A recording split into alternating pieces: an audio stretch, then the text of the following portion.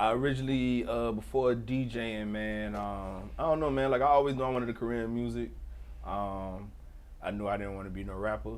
And when I first started, I actually started off as a promoter in college. You know what I'm saying? Word. My freshman year, I shot my homeboy DJ Mel. DJ Mel was DJing, and me and my homeboy used to bump into him in the club all the time. He was like, man, I see y'all out at Savannah State. I know y'all know the college kids, you know what I'm saying? Y'all want to promote some parties. So we was like, all right, cool. But man, I'm one of them people, I just got to always press the envelope. So it went from promoting to hosting to DJing. Then when I found out, like, oh, I can make bread off this DJing thing. So you was making more money off DJing than promoting and hosting? Yeah. I mean, promoting, like, I was part of a promo team. So, you know what I'm saying? Like, I ain't had nothing to do with no overhead. I ain't had nothing to do with whatever they gave us. That's what they gave us, you know what I'm saying? But, you know, I mean, and then honestly, you know, truth be told, my first year as a DJ, like, you know what I'm saying? Me and my brother EJ Franchise, like, we DJed in South Carolina for a whole year before we played anywhere here in Savannah, where we from. At the time, like, we was the young guns, and wasn't nobody really trying to mess with the youngins, you know what I'm saying? Everybody here rock with who they rock with. So people telling me no made me also develop a love for the business and the hustle of it. So it was kind of hard getting into the business when you first started. Yeah. You know what I'm saying? We first started, man, people weren't really trying to show us no love. You know what I'm free saying? shows. Nah, I ain't do nothing free. Now, you know what I'm saying? I can't say that, you know what I'm saying? I ain't do like no DJing events free, you know what I'm saying? But because at the same time, like I said, you know, I found out you can make money off of it. So I'm killing myself trying to do something for free just for the sake of getting on, you know what I'm saying? I do that event, it's over, and I ain't got nothing to show for it, you know what I'm saying? But yeah, it was, man.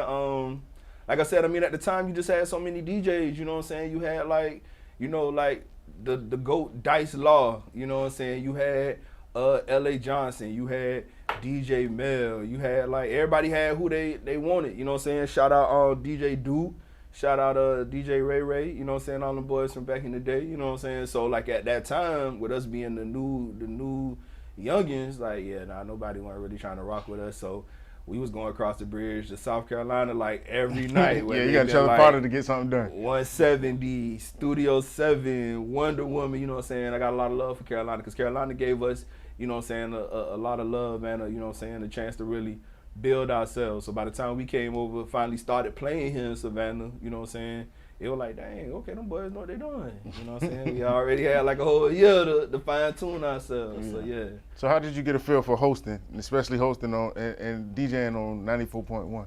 Well, like hosting as far as radio or hosting just hosting like as far as radio?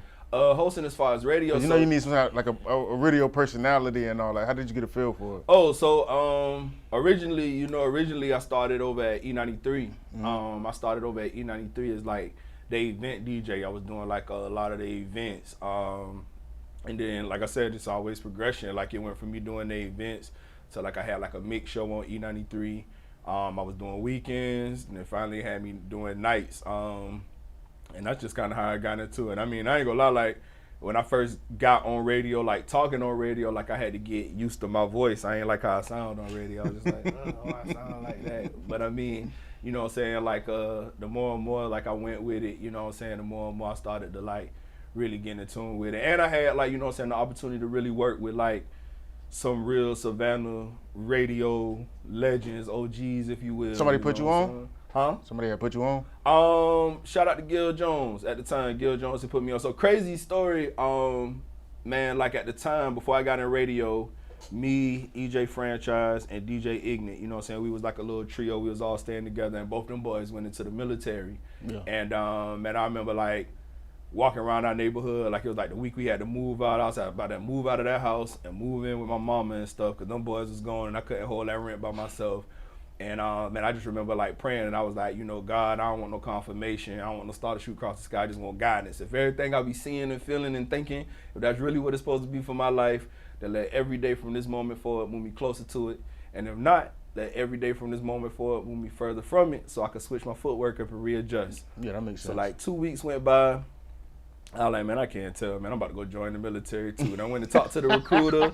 You know what I'm saying? I was about to join the Navy as an E3, and I was supposed to go to Jacksonville on a Friday to get sworn in. And that Wednesday before, Gil Jones, who was the promotions director for E93 at the time, he called me and he was like, hey man, we got this event at Savannah State.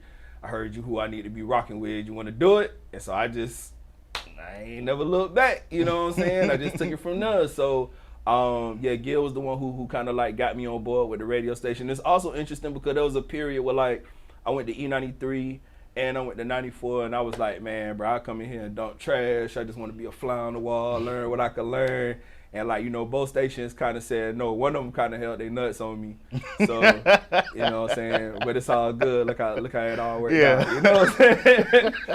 But yeah, I mean, you know what I'm saying? Like it's my radio career has been great, man. You know what I'm saying? Like I said, I've been blessed to like work with like some real OGs, you know what I'm saying? Some real legends, you know what I'm saying? On both sides, you know what I'm saying? Over here at the beat, I've been able to work with Lady Mahogany, you know what I'm saying? On the east side, I've been able to work with Lil G, with Kenya Kabine, you know what I'm saying? With Jay Chris, you know what I'm saying? So, I don't know, you know what I'm saying? Just kind of being like a middle child in it all, like, you know what I'm saying? Being able to come in and learn from that era as it ended, and then be able to sit while I sit in radio and be able to help like the next generation come in, like that's pretty cool for me. That makes sense.